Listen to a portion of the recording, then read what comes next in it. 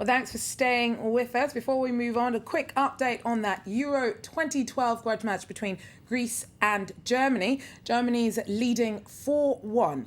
Now, time for Media Watch, which I'm joined by Nicholas Rushworth. And Nick, you're going to start off with football, aren't you?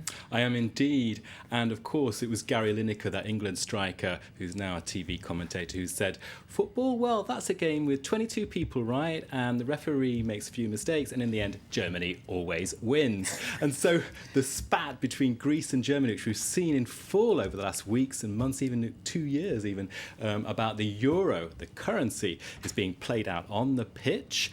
Das Bild has got that here on their, one of their articles. If we scroll down, looking at Greek supporters in the Euro 2012 event saying, let's get the Germans out of the Euro. Of course, the duel is not just Chancellor Merkel and Antonis Samaras anymore. It's really between two nations, and that's sort of picked up by the Canadian newspaper, the Globe and Mail, saying this is about money, the euro, big time money, and he's saying, well, obviously, what's happening is that there's a deep loathing for Germany now among many people in Germany, and Angela Merkel is a target of that specifically. She's at this match, of course, which is going on as we speak, and the result, as we've heard, is not particularly favourable to the Greeks. Okay, now the French website Rue 89 has an interview with a Greek poet who says that it's time to occupy Germany.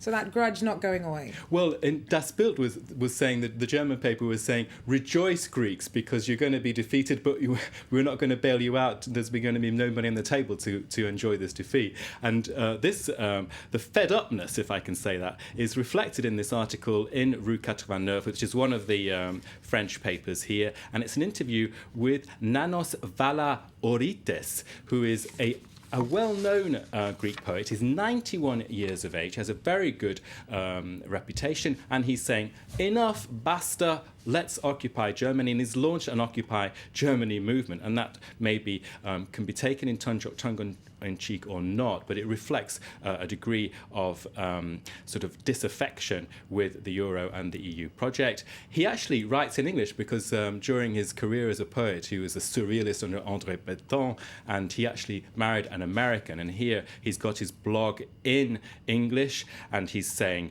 listen, what we're seeing now is a repeat of Roman imperialism from Brussels and Berlin. So that's pretty heavy going. Now, the Brits, meanwhile, are looking on. I turn to the Sun to get a bit of the opinion there about what it saw as the Greek German rivalry, and it's got an interview with the Greek captain saying it's not about Angela Merkel, it's about the pain and suffering we're feeling at the moment. So that's ongoing. Of course, this afternoon, as we were looking through all the blogs and the websites, we saw on Facebook loads of videos of Monty Python, the sketch between the German and Greek philosophers, which we can see there if you look. You remember that sketch, which is about Leibniz in goal, Hegel and Kant, 1972, that was a sketch at Live at the Hollywood Bowl, and basically Karl Marx is brought on at one point as a substitute, and the whistle goes off, and what have we got? No,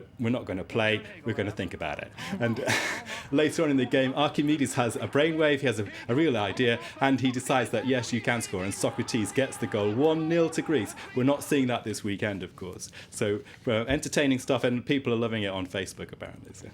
Well, if you are a Twitter junkie, you might have been all a Twitch today because of a glitch in Twitter had the digital platform crashing.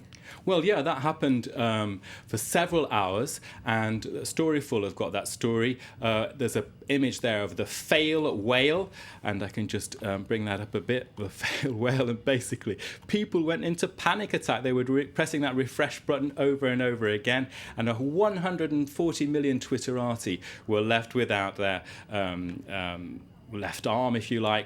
And here's a bad joke for you, talking about Monty Python sketches. This is a joke on Twitter here. Well, while Twitter was down, I stared at a bird and went tweet. It flew away and chirped. It, in other words, retweeted. So not That joke might very well be the reason Twitter crashed. Well, thanks very much for the roundup. Nicholas Rushworth there with Media Watch. Do stay with us. We've got more news and headlines coming up shortly.